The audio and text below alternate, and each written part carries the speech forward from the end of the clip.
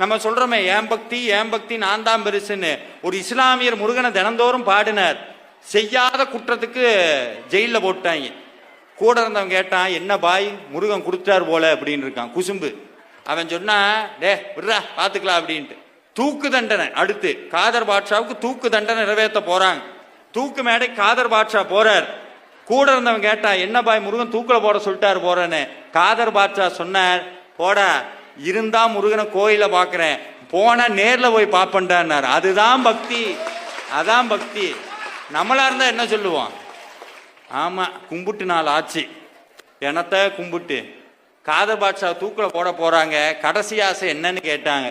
எங்க அப்ப முருகனை பாடணும், அதான் என் கடைசி ஆசை. தூக்கு மேடையில கூடி இதுதாங்க முருக பக்திங்கிறது, இதுதான் முருக பக்தி. அந்த பக்தி வந்ததுன்னா சாமி கைவிட மாட்டார். இதுதான் முருக பக்தி. அந்த பக்தி வந்ததுன்னா சாமி கைவிட மாட்டார். தூக்கு மேடை நிக்கிறார். காதர் பாட்ஷா கேட்கிறார்,